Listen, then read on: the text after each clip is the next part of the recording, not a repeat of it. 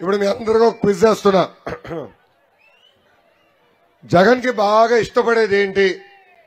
మొదటి ఆప్షన్ డబ్బులు, రెండో ఆప్షన్ ప్యాలెస్లు, మూడో ఆప్షన్ బూతులు. ఏ ఆప్షన్? మూడో ఆప్షన్. తల్లి, మనం పొద్దున్న లేచిన తర్వాత, పొద్దున్న లేచిన వెంటనే మనం సుప్రభాతం వింటాం, లేదంటే మంచి పాటలు వినాలనుకుంటాం. కానీ జగన్ గారు లేచిన వెంటనే బూతులు వింటారు తల్లి. పడుకునే ముందలు కూడా నిద్ర పట్టడానికి ఆయన బూతులు వినాలంట. ఇది నేను చెప్తాం కాదు తల్లి, స్వయంగా వాళ్ళ పార్టీకి చెందిన ఎమ్మెల్యేలు, ఎంపీలు ఈ రోజు వచ్చి బయటికి చెప్తున్నారు. చంద్రబాబు నాయుడు గారిని, పవన్ అన్నని, మీ లోకేష్ ని తిట్టపోతే వాళ్ళకి టికెట్లు ఇవ్వరంట వైకాపా పార్టీ. ఎంత అన్యాయమో చూడండి.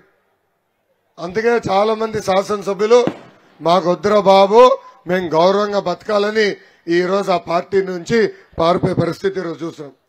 ఎన్నికల ముందల నవరత్నాలు అన్నాడు, ఇప్పుడు బూత్కి రత్నం తీసుకొచ్చాడు తల్లి, ఒక అవార్డు తీసుకొచ్చాడు తల్లి.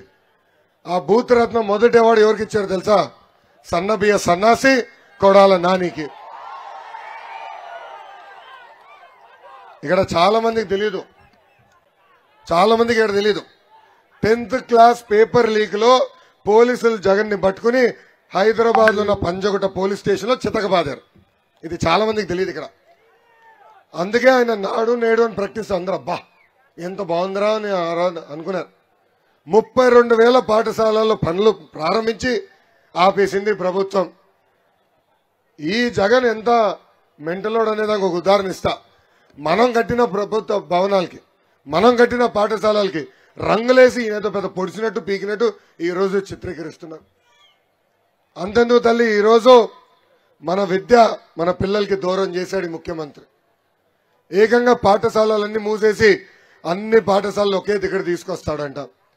117 దియో తీసుకొచ్చి ఉపాధ్యాయులు కనీసం ఈ రోజు పోస్టులు ఇచ్చే పరిస్థితులు ఈ ప్రభుత్వం లేదు.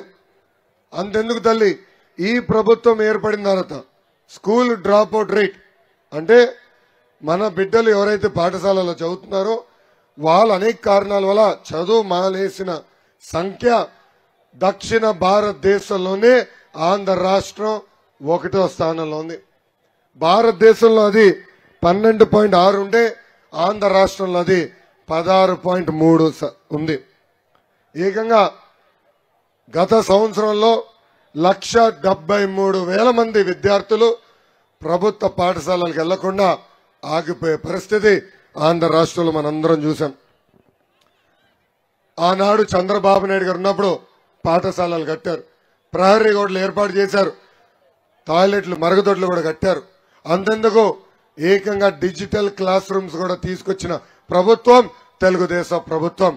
అందుకే ఈ సభాముఖంగా మహిళలందరికీ నేను హామీ ఇస్తున్నా, ఈ విధానం మేము తీసేస్తాం, 117 జియో రద్దు చేస్తాం, మళ్ళీ విద్య మన పిల్లలకి దగ్గర చేసే బాధ్యత మేము తీసుకుంటామని ఈ సభాముఖ హామీ ఇస్తున్నాం.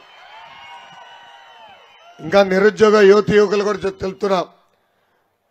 ఆనాడు అన్న ఎన్టీఆర్ గారి దగ్గర నుంచి బాబు గారి వరకు వీళ్ళిద్దరు ముఖ్యమంత్రిగా ఉన్నప్పుడు 170,000 టీచర్ పోస్టులు ఆనాడు భర్తీ చేశారు.